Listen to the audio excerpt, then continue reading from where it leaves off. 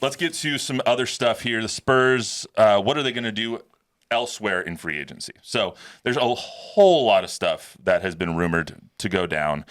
The biggest one, and by the way, breaking news, Klay Thompson just signed to the Mavericks for 3 years, $50 million. So we're not going to get into that today because we're not going to have enough time, but that happened. Are we going to expect something bigger? They've said, we're going to be aggressive. We're going to pick our spots, kind of all that stuff we heard from Brian right earlier. Do you guys think that this was the big move or that there's other big moves planned for this year? This is a 1 year. For this year, though. No, they've got another. Now, I don't know if they're going to be as big. I don't know if it's going to be one big one or two small ones. But, they're still going to have, $20 million. I think the Lauri Markkanen thing is interesting based on his upcoming free agency next year. And they might can get him next year in free agency without having to give up players. They're talking about the trade market this year because Utah wants to get something in return, that it would take maybe Keldon and Jeremy and a pick. Is that price too high to pay? Are the Spurs willing to give him the extension next year at what he's going to require? Or are they saving that for Devin Booker or someone else? Only the Spurs know. Yeah, I really am intrigued by the Markkanen thing, too. I am too. I would like to see them make a move that makes sense, that you're doing something that is in your long-term interest. And, I don't know that they would be able to retain Markkanen, but they certainly have the cap space in order to do so, I would think. So, it's something like that. I think that if I'm a Spurs fan, I would like to see something of that ilk, that we go into an offseason, we're coming off back-to-back 20-win seasons.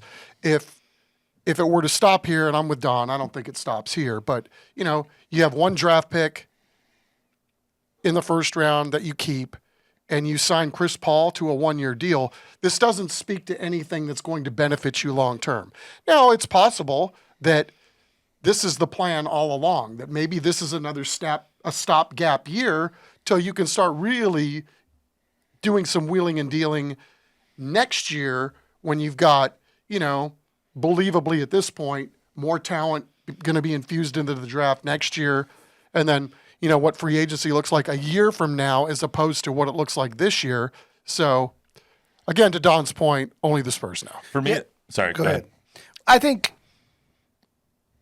if you get Markkanen in a trade right now and he doesn't sign the long-term extension, then you risk giving up Keldon, Jeremy, and a pick for nothing. You'd have to set that in stone beforehand. Right, beforehand. We're going to trade for you, but this is your extension. Yeah. So is he the guy that you want to commit that max to? If he is, then do it now. Why not? But if he's not, then it'll be a smaller piece this year, and they'll go after the free agent that they're targeting next summer. Another person that they had been linked to is Nicholas Batum. He just signed with the Clippers. He's he's gone. Yeah. Obviously, that's like a smaller move. That's like a little bit less than a Chris Paul type move. But let me ask you guys this: would you give up Jeremy? Yes. Keldon, and a number 1 or 2? I would, as long as it's not the Atlanta picks, because the Atlanta picks could be the number 1 pick in the draft. You're taking words right out of my mouth. That's what I was just about to say. It's so crazy how the entire Spurs future hinges on these Atlanta picks that they got in the DeJounte trade, because now those could very well be the first pick this year in 2025, the first pick in 26, and the first pick in 27. You could easily have one of those years be the first pick in the draft, because they have a pick swap in 26 and they have both picks unprotected in 25 and 27. Yeah. So if you're giving up your pick, if the Spurs are going to be like, you know what, we'll give you our pick, but we're not giving you Atlanta's pick. Don't give Atlanta's pick up. I get that. When it comes to Markkanen, I'm all in on Markkanen. I'm out on Shohan, really, unless he's going to be a bench guy. I don't think he's a starter. That's just me. You hate him so much you can't even say his name right. I don't know how to say his name. I'll be honest. Sohan, is that what I'm saying? It, yes. All right, there we go. I choose not to say his name. I'll say his name right. You say like Show I say Ohtani. I say Show. Ohtani. Yeah.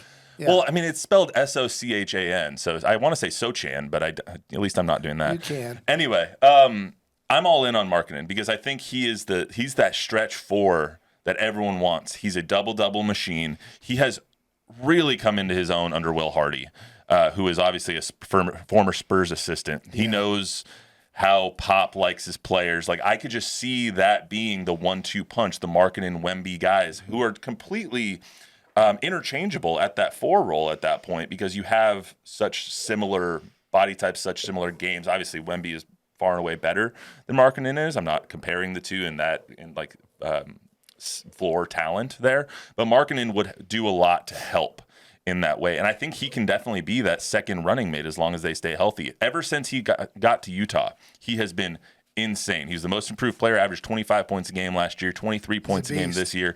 He's going in. He only costs you $17 million this year, which means the salaries could match up for him and Keldon to be traded person for person along with some picks.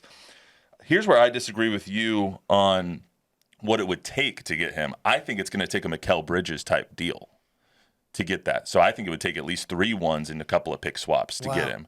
I do. And because they were trying to, the reports are at least that the Spurs, or excuse me, the Jazz were trying to trade for Mikal Bridges, but the price was too high. And the Knicks ended up giving up 4 first-round picks and 2 pick swaps or something like that. I think it's going to take like a Rudy Gobert type deal or a Mikal Bridges type deal to pry Lauri Markkanen out of there. However, if the Spurs think that is the player that they need, that's the player that is going to set them up for the future, and they are willing to pay him $50 million a year, which he will command next summer as a max free agent, then I think you have to make the move. And if it was me, I would personally want to do that because I think Lauri fits exactly what they're trying to do. Well, Utah's got to agree, and I don't know how the Spurs feel about it. I loved him in Chicago. Back when DeMar DeRozan was here and was going to go to Chicago, I was like, let's get Markkanen and sign and trade. I've loved his length is incredible. He dominated the Spurs a couple games when he was in Chicago and was so impressive. And he's, like you said, he's only gotten better. That's a steep price to pay. He's 27 years old. You'd be paying for a 27-year-old player who hits free agency when he's 28. He signs the extension. You probably sign him to a 4 or 5 year extension. You have him until you're 31, 32. Wemby's going to be 24, 25 at that point. You let him go and you replace him with someone else. It just seems like that timeline matches up really well. Yeah. That's just me. But